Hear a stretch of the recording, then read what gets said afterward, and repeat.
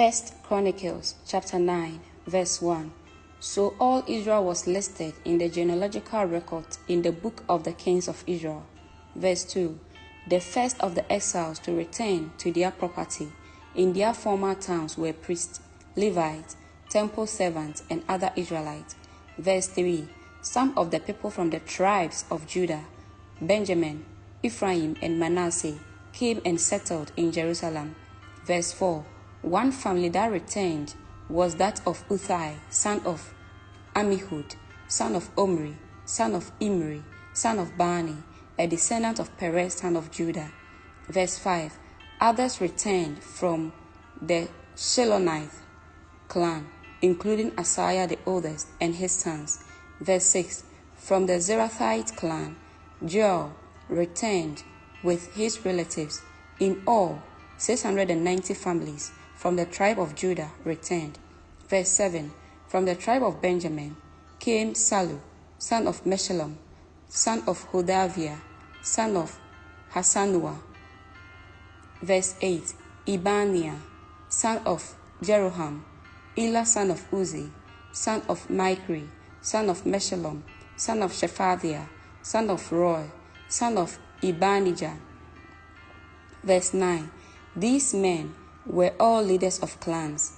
They were listed in their genealogical records. In all, 956 families from the tribe of Benjamin returned. Verse 10. Among the priests who returned were Jedaiah, Jehorib, Jachin. Verse 11. Azariah, son of Hilkiah, son of Meshullam, son of Zadok, son of Meroith, son of Ahitub.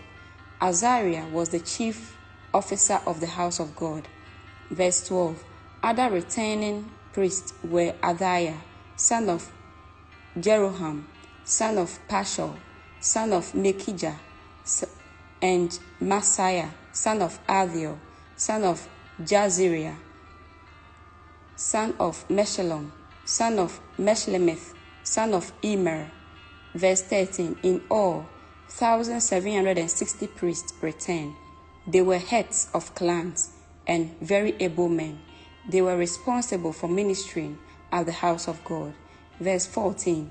The Levites who returned were Shemaiah, son of Ahishub, Ashhob, son of Azrikam, son of Ahasbiah, a descendant of Merari. Verse 14. Bakbakar, Herish, Galal, Mathaniah, son of Micah, son of Zikri, son of Asaph.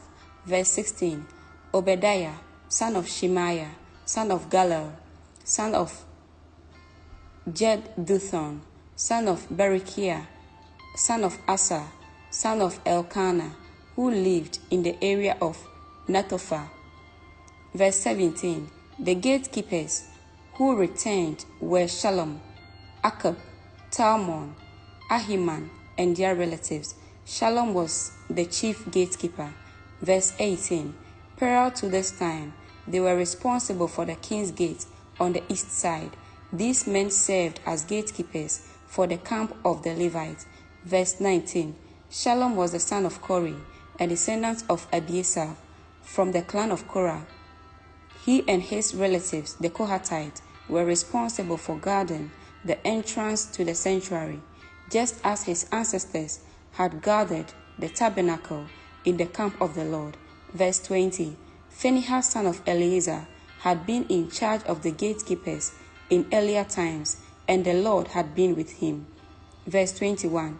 And later, Zachariah, son of Meshelemiah, was responsible for guarding the entrance to the tabernacle.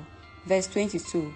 In all, there were 212 gatekeepers in those days, and they were listed according to their genealogies in their villages.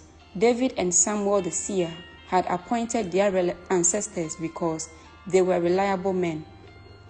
Verse 23. These gatekeepers and their descendants by their divisions were responsible for guarding the entrance to the house of the Lord when that house was a tent. Verse 24. The gatekeepers were stationed on all four sides, east, west, north, and south. Verse 25. Their relatives in the villages came regularly to share their duties for 7 days periods. Verse 26. The 4 chief gatekeepers, all Levites, were trusted officials, for they were responsible for the rooms and treasuries at the house of God. Verse 27. They would spend the night around the house of God, since it was their duty to guard it and open the gate every morning. Verse 28.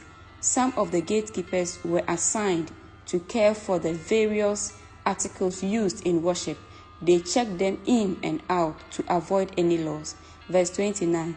Others were responsible for furnishing the items in the sanctuary and the supplies such as the choice flour, wine, olive oil, frankincense, and spices. Verse 30. But it was the priest who blended the spices. Verse 31.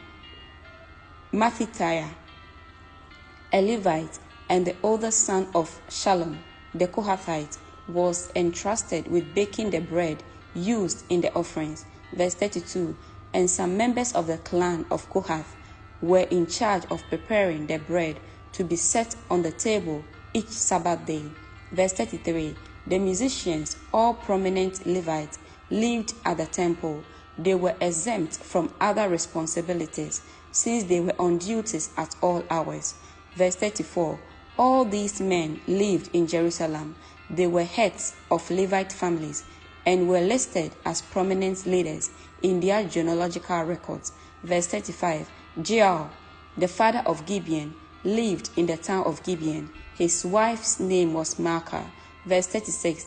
And his older son was named Abdon. Jeiel's other sons were Zor, Kish, Baal, Ner, Nadab. Verse 37. Giddo, Ahio, Zachariah, and Mikloth.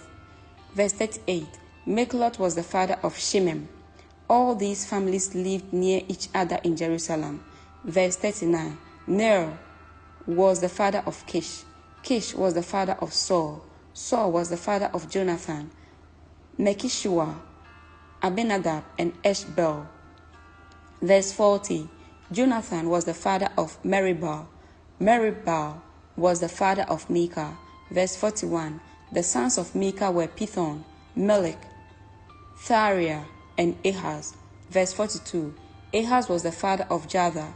Jatha was the father of Elimeth, Asmoveth, and Zimri. Zimri was the father of Moza. Verse 43. Moza was the father of Benia.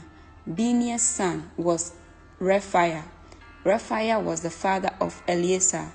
Eleazar's son was Aziel. Verse 44. Aziel had 6 sons, whose names were Azrikam, Bokiru, Ishmael, Seraiah, Shiriah, Obadiah, and Hanan. These were the sons of Azriel. Amen.